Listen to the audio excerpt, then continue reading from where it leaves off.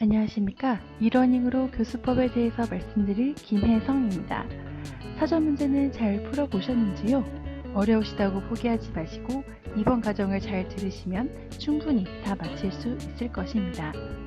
이미 여러분들께서는 이 책에 대해 모두 다 한 번씩 읽으셨던 내용으로 한 10분 정도로 요점만 간략히 짚어드리도록 하겠습니다. 먼저 교수법을 왜 배워야 하는지에 대해 알아보도록 하겠습니다. 간호교육자는 교수와 학습 과정에 매우 중요한 역할을 하고 있으며 다양한 환경에서 학생들이 어떻게 학습하는지에 대한 이해가 가장 중요합니다. 그러므로 바로 이론에 기초한 지침을 만들어야 한다는 것입니다. 학습 이론에는 총 6가지가 소개되었습니다.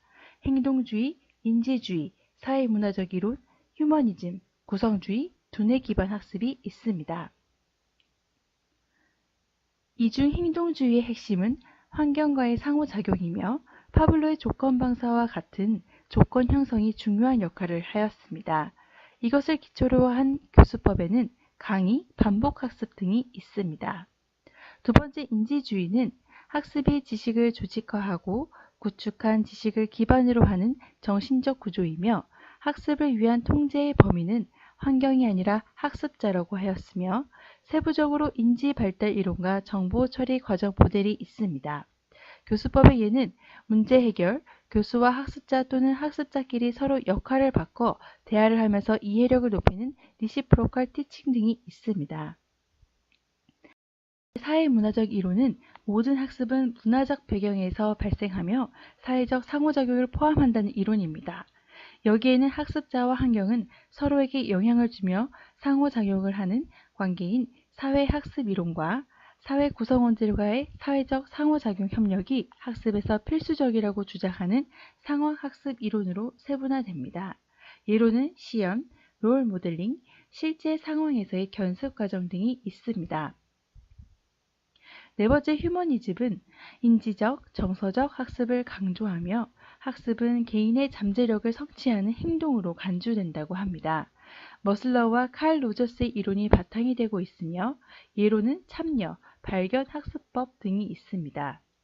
다섯 번째, 구성주의는 학습은 경험을 습득하는 것이 아니라 그것을 경험하고 반영함으로써 지식을 구성하는 능동적이고 맥락화된 과정이라고 하였으며 사례 기반 학습, 문제 기반 학습, 토론 및 토의, 시뮬레이션 등이 여기에 해당됩니다.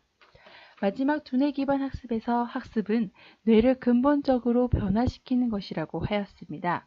적용된 고수법으로는 수업 전에 학습자를 내용과 상황에 미리 노출시키기, 다양한 학습 스타일을 보완하는 다양한 교수법을 유지하기 등이 있습니다.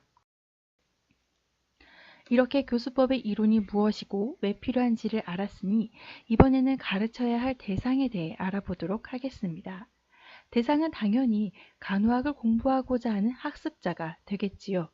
하지만 이들이 같은 목적을 가지고 있다고 해서 같은 속성과 성향이 있다고 판단해서는 절대 안 됩니다. 학습자의 기본 속성으로 우리가 고려해야 할 부분은 문화, 학습 스타일 및 선호도, 연령, 성별, 건강 등이 있습니다. 특히 바로 선호도를 알면 학생의 공부 방법을 안내하는 데 많은 도움이 됩니다.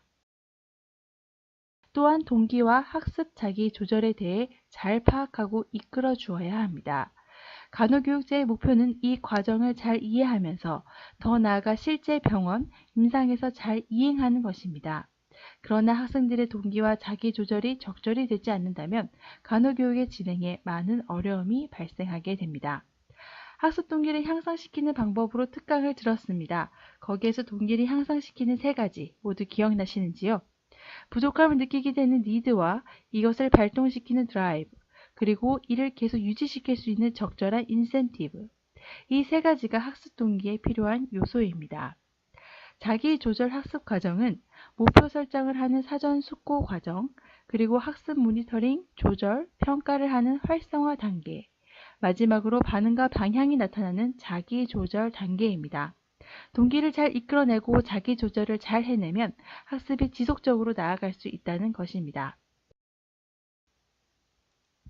배우는 학생들의 속성과 동기를 향상시키는 방법을 알았으니 이제 우리는 어떻게 잘 가르칠까를 고민해 봐야 합니다.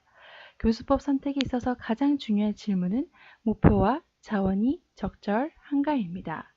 교과 과정에 맞는 학습 목표인지 교사, 학생 모두가 사용 가능한 자원인지를 고려해야 합니다. 학습 목표 설정 시에는 학습 범위가 신지, 감정, 정신운동 영역 중 어디에 해당하는지, 그리고 학습자의 특성이 어떠한지에 대해 확인하여야 합니다. 또한 자원으로는 시간, 장소, 보조요원, 기술 및 재료 등을 고려해야 합니다. 학습자의 참여와 적극적인 학습에 초점을 맞추는 것은 교사 중심의 전략에서 벗어나 학생들이 배우는 것에 중점을 둔 전략으로 능동학습을 위해서는 행동과 반성이 매우 중요합니다. 즉 의미 있는 활동에 참여한 후 학습 과정과 결과에 대해 학습함으로써 학습자를 지식과 의미의 생성자가 되는 능동적 학습이 이루어진다는 것입니다.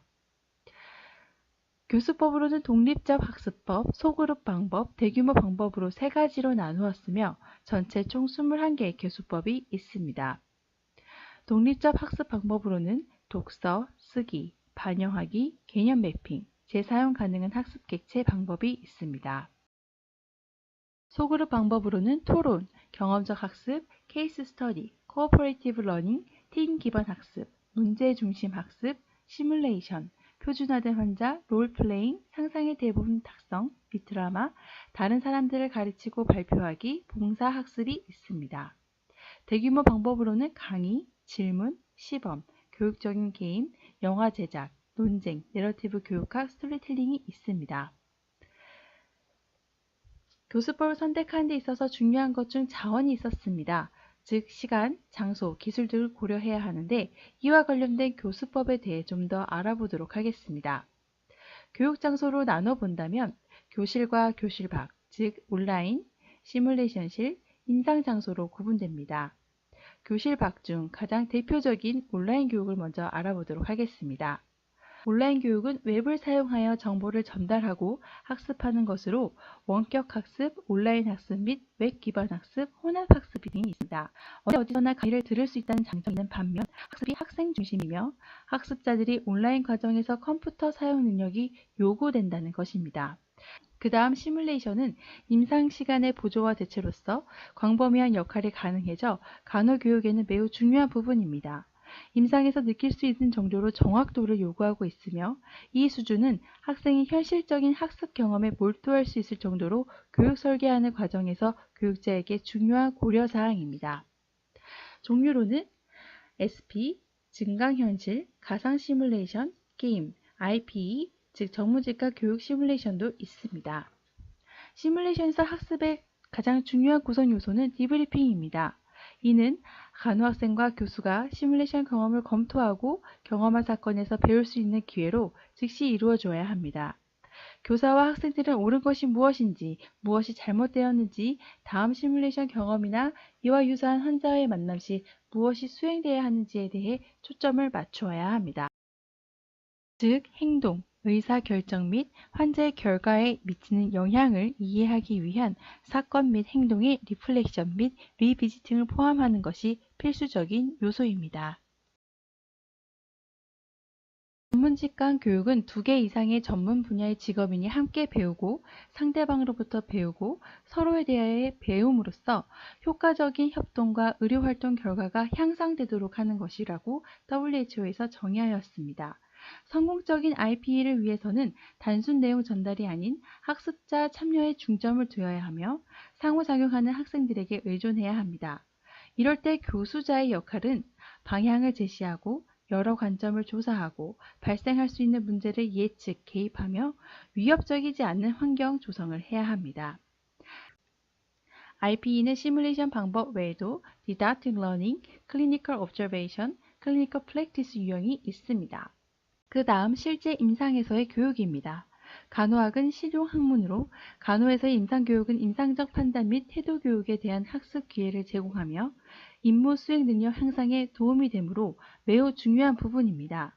임상학습 활동 계획 시 임상 환경을 안전하고 믿을 만한 장소로 형성해야 하며 장소에 대한 정확한 오리엔테이션과 학생의 특성 파악이 중요합니다.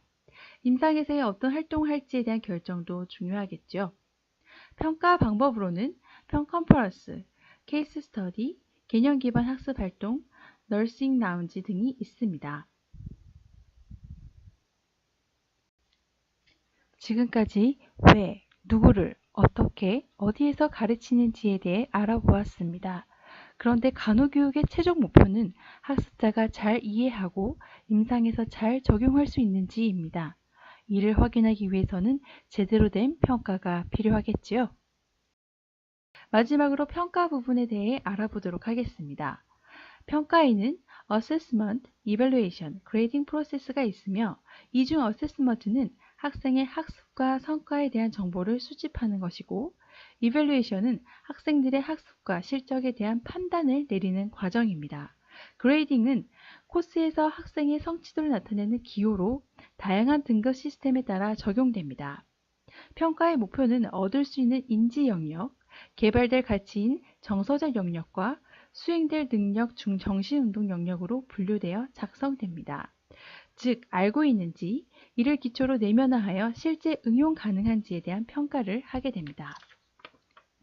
평가 방법으로는 시험, 보고서, 사례, 멀티미디어 등이 있으며 이 중 시험에 대해서 먼저 알아보도록 하겠습니다.